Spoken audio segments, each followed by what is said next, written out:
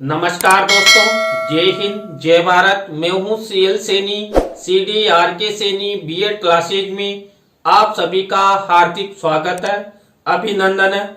दोस्तों, हमारे चैनल के इस हेल्पलाइन नंबर पर आप द्वारा जो भी साइको के टॉपिक हमें सेंड किए जाते हैं उन्हें हम ऑनलाइन समझाने का प्रयास करते हैं।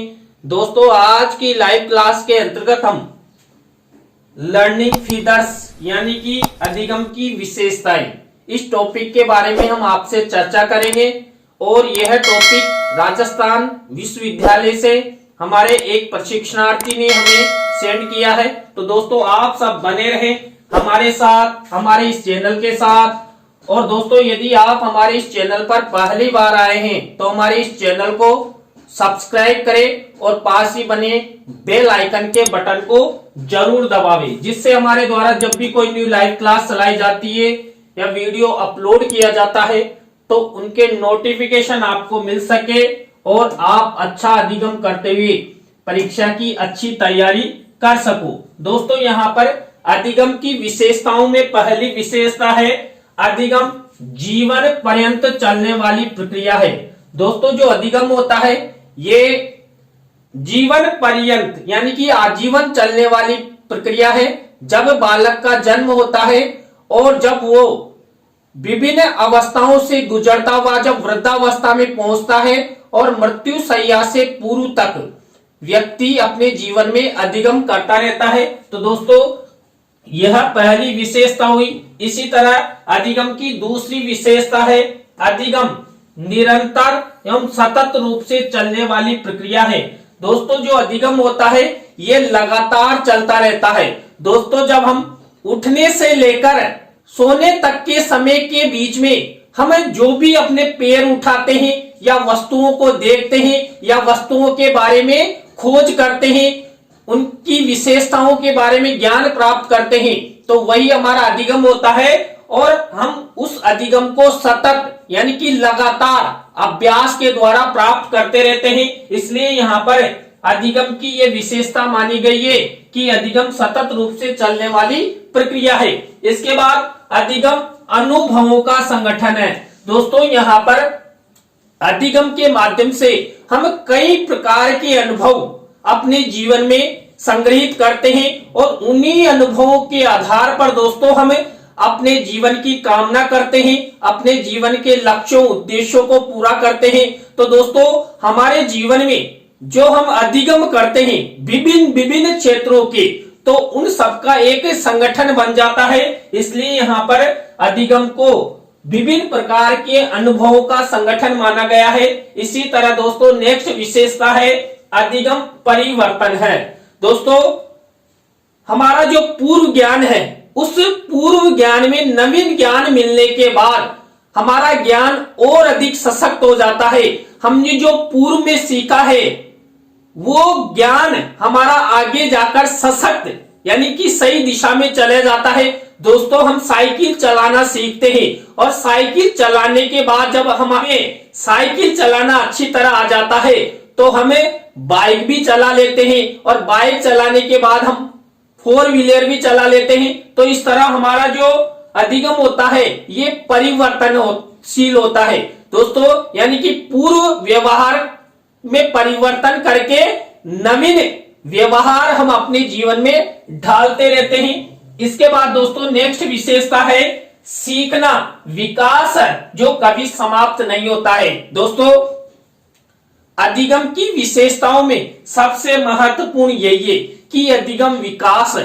दोस्तों, जब बालक का जन्म होता है और जन्म के बाद से ही वो सीखना प्रारंभ कर देता है तो लगातार जीवन भर बालक का विकास होता रहता है और ये उसके जीवन में कभी समाप्त नहीं होता।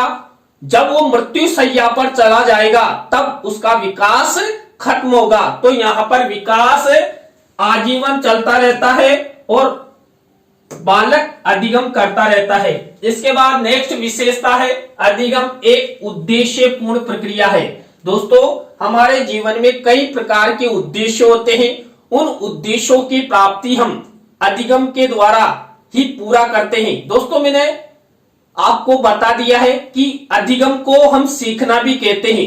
तो यहां पर हम जो उद्देश्य बनाते हैं, जो लक्ष्य बनाते हैं, उनकी पूर्ति अधिगम के द्वारा ही संपादित की जाती है। तो यहां पर अधिगम को एक उद्देश्य पूर्ण प्रक्रिया मानी गई है, जो प्रत्येक व्यक्ति के जीवन में अति आवश्यक होती है और प्रत्येक व्यक्ति को अधिगम उद्देश्यों की प्राप्ति हेतु अधिगम भी करना अति आवश्यक होता है। इसके बाद नेक्स्ट विशेषता है नवीन कार्य करना ही अधिगम है। तो दोस्तों हम जीवन में प्रतिदिन, मैंने आपको बताया ना, जब सुबह उठते हैं वहां से प्रतिदिन हम कोई न कोई अनुभव, कई प्रकार के अधिगम करते रहते हैं। तो दोस्तों अधिगम नवीन कार्य करने की एक प्रक्रिया माना गया है। तो हमारे जीवन में नवीन ज्ञान प्राप्त करना ही अधिगम होता है। तो यहाँ पर नवीन कार्य करना ही अधिगम माना गया है। इसी तरह दोस्तों नेक्स्ट अधिगम की विशेषता है व्यवहार में परिवर्तन ही अधिगम है। दोस्तों हमारे व्यवहार में यदि परिवर्तन आ जाता है तो वही हमारा अधिगम होता है। दोस्तों हम सीख कर हम अपना व्यवहार कैसे करें, ये हम अधिगम के अंतर्गत ही कर पाते हैं। दोस्तों हम परिवार में रहते हैं, समाज में रहते हैं, विद्यालय में रहते हैं, तो अपने परिवारजनों के साथ, अपने रिश्तेदारों के साथ, कक्ष के सहपाठियों के साथ और समाज के लोगों के साथ हमें कैसा व्यवहार करना है, तो ये व्यवहार हमें अधिगम यानी कि सीखने के द्वारा ही प्राप्त होता है। तो ये एक विशेषता माना गया है। इसके बाद दोस्तों नेक्स्ट अधिगम की विशेषता है सीखने की प्रक्रिया सार्वभौमिक होती है। दोस्तों जीवन में, इस संसार में अरबों व्यक्ति है और सब प्रतिदिन कुछ न कुछ अधिगम करते ही सीखते हैं। तो यहाँ पर सीखने में सभी की भूमिका होती है, क्योंकि अभी मान लीजिए मैं आपको पढ़ा रहा हूं तो आप सब अधिगम कर रहे हैं और मेरे द्वारा जो पढ़ाया जा रहा है वो भी एक उद्देश्य पूर्णता लिए हुए हैं कि मेरा उद्देश्य है कि मेरे द्वारा जो पढ़ाया जा रहा है वो सब आपको अधिगम हो, आप सब सीखे।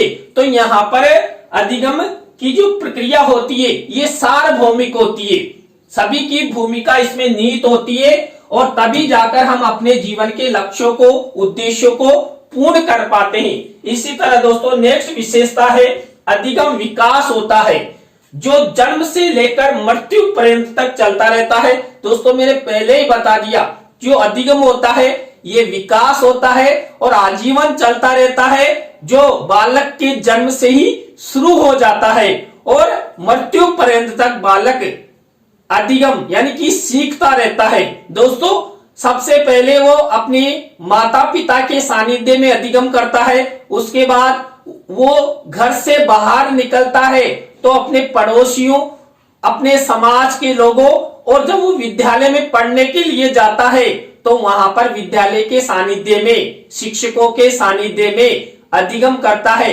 जिससे उसका जीवन सफल होता है। और जीवन सफल होने के बाद जो ये जीवन चक्र है, इस जीवन चक्र के अनुसार वो भी उनके माता पिता जैसा ही कार्य करने लग जाता है। तो यहाँ पर जो अधिगम होता है ये जन्म से लेकर मृत्यु पर्यंत तक चलता रहता है। इसी तरह दोस्तों अधिगम की नेक्स्ट विशेषता है अधिगम विकासशील प्रक्रिया है। दोस्तों अधिगम के द्वारा संसार के प्रत्येक बालक बालिका का विकास होता है और दोस्तों ये विकास लगातार चलता रहता है, इसलिए यहाँ पर अधिगम को एक विकासशील प्रक्रिया माना गया है। तो ये एक अधिगम की विशेषता हुई। इसके बाद दोस्तों नेक्स्ट अधिगम की विशेषता है अधिगम सामाजिक होता है, जो सामाजिक के गुणों का विकास करता है। दोस्तों हम सबका जन्म समाज में होता है, हम सब सामाजिक प्राणी होते हैं और इसी समाज में अपना जीवन यापन करते हैं, अपना पालन पोषण करते हैं और समाज के माध्यम से ही हम आगे बढ़ने का प्रयास करते हैं। तो यहाँ पर दोस्तों समाज के अंतर्गत हम जो भी अधिगम करते हैं, इसीलिए यहाँ पर जो अधिगम होता है इसको एक सामाजिक प्रक्रिया माना गया है, क्योंकि हम समाज में सीखते हैं, समाज में अधिगम करते हैं और अपना विकास करते हुए अपने लक्ष्यों, हम अपने उद्देश्यों की पूर्ति करते हैं। और जो अधिगम होता है इसमें 100% सामाजिकता के गुण पाए जाते हैं। दोस्तों आप सब जानते हैं हमारा परिवार, हमारे विद्यालय, ये सब सामाजिक प्रणाली के अंग होते हैं जो संसार के प्रत्येक व्यक्ति को सामाजिक प्रक्रिया के अंतर्गत आगे बढ़ाने का प्रयास करते हैं। इसके बाद दोस्तों नेक्स्ट अधिगम की विशेषता है, अधिगम में समायोजन की क्षमता होती है। दोस्तों अधिगम वह है जो संसार के प्रत्येक व्यक्ति को समायोजित कर दे। तो यहाँ पर हम जो जीवन में सीखते हैं उस सीखने, उस अधिगम के द्वारा हम किसी भी वातावरण में समायोजित हो जाते हैं। मान लीजिए हम ऐसे विद्यालय में पढ़ने जा रहे हैं जहां पर बैठक व्यवस्था नहीं है, कक्ष नहीं है, तो पेड़ की छांव में भी हम अच्छा अधिगम कर लेते हैं। हमारे घर पर तो एसी लगा हुआ है लेकिन विद्यालयों में एसी नहीं है, लेकिन हम उस विद्यालय की व्यवस्थाओं के अनुसार, विद्यालय की परिस्थितियों के अनुसार हमें समायोजित हो जाते हैं और अधिगम करते हैं, अर्थात शिक्षण करते हैं। वैसे ही हमारे परिवारों में कई भौतिक सुविधाएं नहीं होती है, लेकिन फिर भी हम परिवार के अनुसार हम समायोजित होते हैं और अपना विकास करते हैं, अपने लक्ष्यों को प्राप्त करते हैं और अपने जीवन को जीते हैं। तो यहाँ पर दोस्तों अधिगम एक समायोजन की क्षमता माना गया है। इसके बाद दोस्तों नेक्स्ट अधिगम की विशेषता है, अधिगम सकारात्मक एवं नकारात्मक होता है। दोस्तों हम जीवन में जो भी सीखते हैं, जो भी अधिगम सीखते हैं, वो सकारात्मक भी होता है और नकारात्मक भी होता है। दोस्तों सकारात्मक अधिगम तो प्रत्येक व्यक्ति के व्यक्तित्व को निखारता है, लेकिन जो नकारात्मक अधिगम होता है, नकारात्मक सीखना होता है, ये प्रत्येक व्यक्ति को विकास के स्थान पर हास की ओर ले जाता है, समाज में प्रसिद्धि के स्थान पर उसका अपयश होता है, लोग उसकी भर्त्सना करते हैं, उसको धिक्कारते हैं। तो दोस्तों हमारे जीवन में हमें जो सीखना चाहिए वो हमेशा हमें पॉजिटिव सीखना चाहिए, सकारात्मक सीखना चाहिए। सकारात्मक यदि हम सीखेंगे, सकारात्मक हमारा दृष्टिकोण रहेगा तो हमारे विचार भी सकारात्मक होंगे।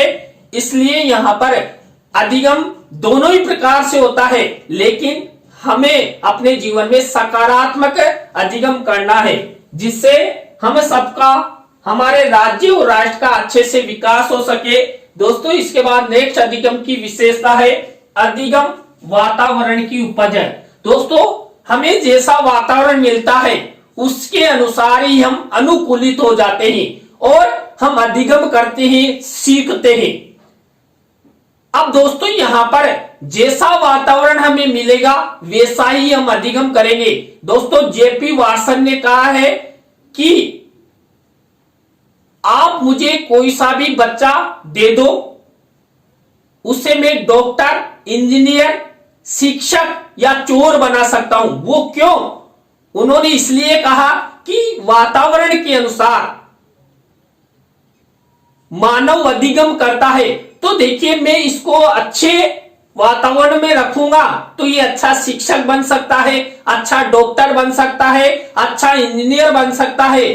और दोस्तों यदि मैं इस बालक को ऐसे वातावरण में रखूंगा जहां पर चोर रहते हैं, चोरी की सारे दिन बातें करते हैं, तो अपने आप ही चोरी करना सीख जाएगा। इसलिए यहाँ पर व्यवहारवाद के अंतर्गत जेपी वाटसन ने इस अधिगम के बारे में ये एक अच्छी परिभाषा प्रदान की है और आपकी परीक्षाओं में कई बार पूछ ली जाती है।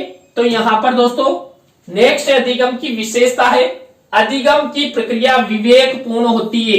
देखिए अपने विवेक से हम निर्णय लेते हैं, यानी कि अधिगम करते हैं कि हमें यह कार्य करना चाहिए या नहीं करना चाहिए। यह कार्य, यह अधिगम, यह सीखना हमारे जीवन के लिए कितना उपयोगी है।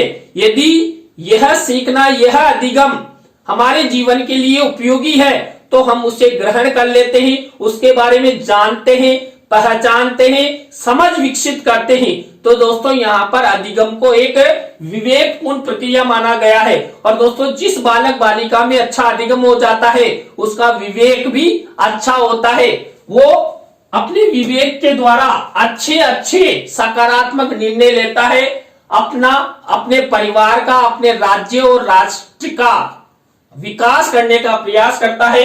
इसके बाद दोस्तों नेक्स्ट अधिगम की विशेषता है, अधिगम उद्दीपकों एवं अनुभवों के द्वारा बढ़ता है। दोस्तों हमारे वातावरण में जो भी उद्दीपक है, जो हमें दिखाई देते हैं, जिनके बारे में हम जानना चाहते हैं, पहचानना चाहते हैं, संज्ञान विकसित करना चाहते हैं, वह उद्दीपक और हमें प्रतिदिन सुबह उठने से लेकर सोने तक जो अनुभव प्राप्त होते हैं, उन अनुभवों के द्वारा हमें होता है। दोस्तों आप प्रतिदिन कहीं पर आते जाते हैं, अब आप रेल से आते हैं या बस से आते हैं या बाइक से आते हैं, तो आपके प्रतिदिन के अनुभव, प्रतिदिन का सीखना अलग अलग होगा और वहां पर आपके पास अनुभवों का संगठन हो जाएगा। तो दोस्तों हमें अधिगम वातावरण में उपस्थित उद्दीपकों और अनुभवों के द्वारा आगे बढ़ते ही। इसी तरह दोस्तों अधिगम की नेक्स्ट विशेषता है, आदतों अभिवृत्तियों का अर्जन करना ही अधिगम है। दोस्तों हमें इस संसार में कई प्रकार की आदतें बना लेते हैं, तो वो आदतें ही हमारा अधिगम है, क्योंकि हमने उसके बारे में कुछ प्राप्त कर लिया है तो वो हमारी आदत हो गई। देखिए किसी को पढ़ने की आदत होती है, किसी को चोरी करने की आदत होती है और किसी को इश्क लड़ाने की आदत होती है। तो यहाँ पर जो आदतें होती है वो भी अधिगम होता है। और अभिवृत्तियों का अर्जन, देखिए मैंने आपको बताया कि अभिवृत्ति दो प्रकार की होती है, सकारात्मक अभिवृत्ति और नकारात्मक अभिवृत्ति। तो यहाँ पर हम अपने अनुभवों के द्वारा हम अपने जीवन में सकारात्मक अभिवृत्तियों का भी अर्जन करते हैं और नकारात्मक अभिवृत्तियों का अर्जन भी करते हैं। दोस्तों अभिवृत्तियों को दृष्टिकोण भी कहते हैं, सोच भी कहते हैं। तो दोस्तों यहाँ पर आदतों और अभिवृत्तियों का अर्जन करना ही अधिगम है। इसके बाद नेक्स्ट अधिगम की विशेषता है, अधिगम अभिप्रेरणा एवं रुचियों से भी प्राप्त किया जाता है। दोस्तों हमारे जीवन में हमारे गुरुजन, हमारे माता पिता, हमारे समाज के लोग हमें जितना अभिप्रेरित करेंगे, मोटिवेट करेंगे, उतना ही हम अधिगम करेंगे। देखिए आप सब जानते हैं विद्यालयों महाविद्यालयों में आपके शिक्षकों द्वारा आपको बार बार मोटिवेट किया जाता है। वो क्यों किया जाता है? कि आप अधिक से अधिक अच्छे से अच्छा अधिगम कर सको। तो यहाँ पर अधिगम अभिप्रेरणा के द्वारा विकसित किया जाता है। और दोस्तों हम जो भी सीखते हैं हम अपनी रुचि के अनुसार सीखते हैं। मान लीजिए शिक्षक द्वारा पढ़ाया जा रहा है, लेकिन हम उस शिक्षक द्वारा पढ़ाए जा रही विषय वस्तु में रुचि लेंगे, तभी जाकर हमें अधिगम कर सकते हैं। इसलिए यहाँ पर अभिप्रेरणा रुचियों से प्राप्त अधिगम को माना गया है। इसके बाद दोस्तों नेक्स्ट अधिगम की विशेषता है, अधिगम शिक्षण अधिगम प्रक्रिया में महत्वपूर्ण भूमिका निभाता है। दोस्तों हमारे जीवन में हमारे लक्ष्यों और उद्देश्यों को प्राप्त करने के लिए हम शिक्षा की प्राप्ति करते हैं और शिक्षा से ही हमारा फ्यूचर परिवर्तन होता है। समाज में जो अंधविश्वास रूढ़ियां हैं उन सब से छुटकारा हम शिक्षा के द्वारा ही प्राप्त कर पाते हैं। शिक्षा के द्वारा ही इस संसार का अथाह ज्ञान हमें मिलता है और हम उसको अपने मस्तिष्क में अपने अनुभवों के तौर पर संग्रहित करते हैं और शिक्षा से प्राप्त हुए ज्ञान को समय आने पर हम उनका प्रयोग भी करते हैं। इसलिए यहाँ पर जो अधिगम होता है ये शिक्षण अधिगम प्रक्रिया में सबसे महत्वपूर्ण माना गया है, जो प्रत्येक व्यक्ति के लिए आवश्यक है, प्रत्येक व्यक्ति को आगे बढ़ाने का प्रयास करता है। तो दोस्तों आज की लाइव क्लास के अंतर्गत हमने आपको अधिगम की विशेषताओं के बारे में बताया कि लर्निंग फीचर्स क्या है। तो दोस्तों आप हमारी लाइव क्लास से अंत तक जुड़े रहे। आप सबको बहुत बहुत धन्यवाद। राम राम सा। इसी तरह आप सब हमारे चैनल का सपोर्ट बनाए रखें। और दोस्तों आप भी चाहते हैं कि सैनी सर द्वारा हमारे साइको के टॉपिकों को ऑनलाइन समझाया जाए, तो दोस्तों आप हमारे इस हेल्पलाइन नंबर पर हमसे जरूर कांटेक्ट करें। तो दोस्तों आज की लाइव क्लास में बस इतना ही। न्यू लाइव क्लास के साथ हम आपसे फिर मिलेंगे CDRK सैनी बीएड क्लासेज में। जय हिंद, जय भारत, राम राम सा।